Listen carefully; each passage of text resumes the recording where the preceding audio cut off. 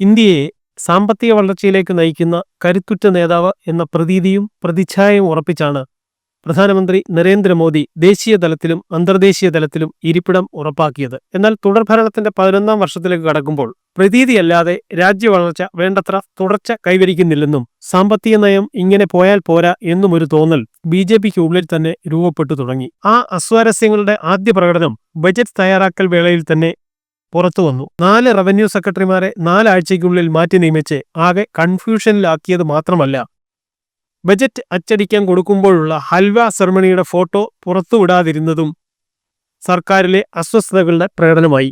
Budget പ്രസംഗത്തിലാകട്ടെ വികസിത ഭാരതം, അമൃതകാലം, സബ്കാ സാത്ത് സബ്കാ വികാസ് തുടങ്ങിയ പ്രയോഗങ്ങൾ ഒന്നും തന്നെ ഉണ്ടായതുമില്ല. സ്വപ്നങ്ങൾ വിറ്റ് ഇനി മുന്നോട്ടു പോകാനാവില്ല എന്ന BJPയുടെ തിരിച്ചറിവ് കൂടിയായിരുന്നു ഇതിനു പിന്നിൽ. ഇന്ത്യ ലോകത്തെ 5ാമത്തെ സാമ്പത്തിക ശക്തിയായത് മോദി ഭരണത്തിന് കീഴിലായിരുന്നു. ഇന്ത്യക്ക് മുന്നിലുള്ളത് ജപ്പാൻ, ജർമ്മനി, ചൈന, അമേരിക്ക എന്നീ രാജ്യങ്ങളാണ്. ഇതിൽ അമേരിക്ക ഇന്ത്യയേക്കാൾ 9 മടങ്ങും ചൈന 6 മടങ്ങും GDP വളർച്ച നേടിയ രാജ്യങ്ങളാണ്. ഇന്ത്യയുടെ സ്വാതന്ത്ര്യത്തിന് 100 തികയുന്ന 2047 വികസിത ഭാരതം എന്നായിരുന്നു കഴിഞ്ഞ 2 മോദി സർക്കാരുകളുടെയും മുദ്രാവാക്യം. മാത്രമല്ല, വൈകാതെ ചൈനയ്ക്ക് അടുത്തെത്തി ലോകത്തെ 3ാമത്തെ സാമ്പത്തിക ശക്തിയാകുമെന്നും ആവർത്തിച്ചുകൊണ്ടിരുന്നു. എന്നാൽ മോദി സർക്കാരിന്റെ 14ാം ബജറ്റും സാമ്പത്തിക സർവേയും ചൈനയ്ക്ക് മേൽ ഇന്ത്യൻ വ്യവസായികളുടെ ആശ്രിതത്വം കൂടി വരുന്നതിൽ അതിയായ ആശങ്ക രേഖപ്പെടുത്തുന്നു. സാമ്പത്തിക സർവേ പറയുന്നത് നോക്കുക. ഇന്ത്യ അനേക ഉൽപ്പന്നങ്ങൾക്കായി ചൈനയെ വലിയ തോതിൽ ആശ്രയിക്കുന്നു. സോളാർ പാനൽ, ഇലക്ട്രിക് വാഹനം, അമൂല്യ ധാതുക്കൾ തുടങ്ങിയ രംഗങ്ങളിൽ ചൈനയ്ക്കാണ് ആഗോള വിപണിയിലെ കുത്തക അവകാശം. ഇവയടക്കം ഒരു രാജ്യത്തെ ഇങ്ങനെ നിരന്തരം ആശ്രയിച്ചാൽ ഭാവിയിൽ വലിയ പ്രശ്നമാകും ഇന്ത്യ നേരിടുക. അതുകൊണ്ട് ഇത് മറികടക്കാൻ ചൈന ഒഴിച്ചുള്ള രാജ്യങ്ങളിൽ നിന്ന് നിക്ഷേപം സ്വീകരിച്ച് ആഭ്യന്തര ഉൽപ്പാദനം കൂട്ടണമെന്നും സർവേ നിർദ്ദേശിക്കുന്നു.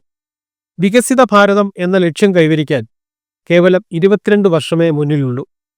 ഇത്തവണത്തെ സാമ്പത്തിക റിപ്പോർട്ട് പ്രകാരം അടുത്ത 22 വർഷം ഓരോ കൊല്ലവും 8% വീതം GDP വളർച്ച മിനിമം നേടിയാലേ ലക്ഷ്യം കൈവരിക്കാനാവൂ. കഴിഞ്ഞ 2 സാമ്പത്തിക വർഷത്തെ വളർച്ചയും വരാനിരിക്കുന്ന സാമ്പത്തിക വർഷത്തെ വളർച്ചാ പ്രതീക്ഷയും നോക്കുമ്പോൾ 8%-ന് ഒരു ഉറപ്പുമില്ലതാനും. 2023-24 8.2% ഇന്ത്യയുടെ GDP വളർച്ച. ഇപ്പോൾ അത് 6.4-ൽ എത്തി നിൽക്കുന്നു. അടുത്ത സാമ്പത്തിക വർഷം, അതായത് 2025-26 6.3 മുതൽ 6.8% വരെ കൈവരിച്ചേക്കാമെന്ന് സർവേ പ്രവചിക്കുന്നുണ്ട്. ഇന്ത്യയുടെ GDP ഇതേവരെ 2 അക്ക വളർച്ച നേടിയിട്ടുമില്ല. കോവിഡ് കഴിഞ്ഞ് 2021-ൽ GDP 9.7%-ഓടെ മുന്നോട്ടാഞ്ഞെങ്കിലും ആ ആയം തുടർന്നില്ല. ഈ സാമ്പത്തിക വർഷം ഇന്ത്യയുടെ GDP $3,889 ബില്യൺ എത്തുമെന്നാണ് ബാങ്കിന്റെ റിപ്പോർട്ട്. ചൈനയുടേത് $18,273 ബില്യൺ.